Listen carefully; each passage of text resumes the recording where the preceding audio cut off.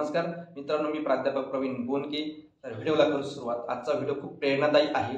तर मला असं वाटतं की तुम्ही सर्वांना अशा व्यक्तींना पाठवा जी नेहमी बोंबलतात, ओरडतात, नेहमी निगेटिव्ह विचार करतात स्वतःबद्दल की माझ्याकडून होणार नाही, त्यांचा ॲक्सिडेंट झालेला आहे, पायाला लागलं, हाताला लागलं, आता हे माझ्याकडून होणार नाही, हे अशक्य आहे, जीवनात काही अर्थ नाही, आता जीवन जगूनही काही अर्थ नाही, अशा लोकांना पाठवा जे हारलेले आहेत. अशा लोकांना हा व्हिडिओ नक्की आवडेल. तुम्ही शेअर करा, त्यांना आधार मिळेल या व्हिडिओपासून.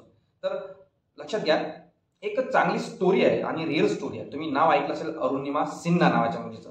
जी मुलगी स्पोर्ट पर्सन असते, खेळाडू असते आणि ती दिल्लीच्या ट्रेनमध्ये जात असते. दिल्लीच्या ट्रेनमध्ये जात असताना 4-5 गुंड प्रवृत्तीची मुलं येतात तिच्याजवळ आणि तिच्या गळ्यामध्ये जी सोन्याची साखळी असते, चेन असते, ते घेण्याचा प्रयत्न करते.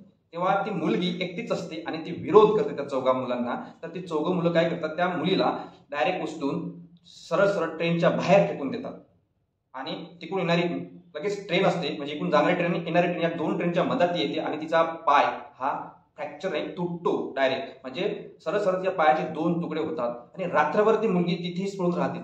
आणि सकाळी उठते बघते तर काय तिला तिला कशाची हे नसते, म्हणजे जाणीवच नसते माझ्यासोबत काय झालं. तर तिथे उंदरं असतात, ते उंदरं तिच्या पायाचे लचके तुडत नेत राहतात. तिच्या पायातून हड्डी मांस निघालेलं असतं त्या पॅन्टमधून, जीन्स पॅन्टमधून. लक्षात घ्या, या मुलीला किती वेदना झाल्या असतात, किती त्रास झाला असेल त्या मुलीला रात्रभर, आणि कोणीही उचलला नाही.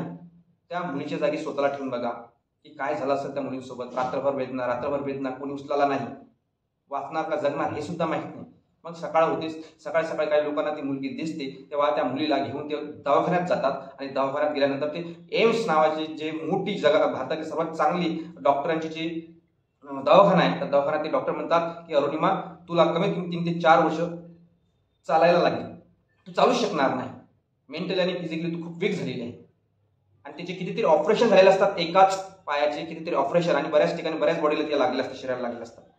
परंतु ती स्पोर्ट पर्सन होती. लक्षात घ्या, ते म्हणतात ना, आदमी विकलांग शरीर से होता है, मन से नहीं.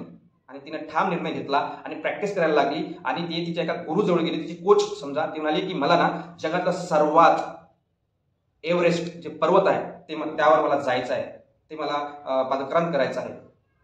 तर तेव्हा काय होतं की त्यांची जी गुरु असते, कोच असते, म्हणते अरुणिमा, तू एव्हरेस्ट शिखर आत्ताच पार केलेला आहे, कारण तू मनातून आधी पार करून दाखवलेला आहे. कारण मनाची शक्ती, तुम्हाला मी नेहमी माझे व्हिडिओ नेहमी मनाच्या शक्तीवरचे असतात.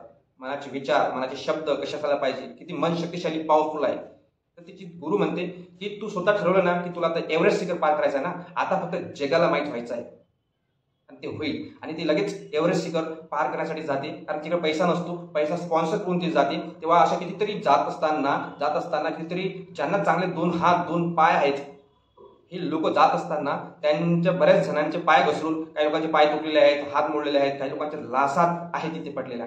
आणि अशा ठिकाणी सुद्धा अरुणिमा सिन्हाचा कॉन्फिडन्स बघा. ती म्हणाली की मला तर सर करायचं. आणि बऱ्याच अंतर गाठल्यानंतर जिथे इतरांना 2 मिनिटं 4 मिनिटं लागतात ना, तिथे अरुणिमा सिन्हाला 1 घंटा लागायचा. विचार करू शकता तुम्ही त्या मुलीचा किती बुलंद मन असेल, किती बुलंद आवाज असेल की मला नाही एव्हरेस्ट शिखर सर, जे एव्हरेस्ट पर्वत आहे जगाचा सर्वात उंच, मला ते चढायचं आहे. आणि एका ठिकाणी असं होतं की तिचा सोबतचे म्हणतात की आता आपला ऑक्सिजन संपलेला आहे, आता आपण पुन्हा परत घरी जाऊ, एक पुन्हा आयुष्य राहिलं तर पुन्हा.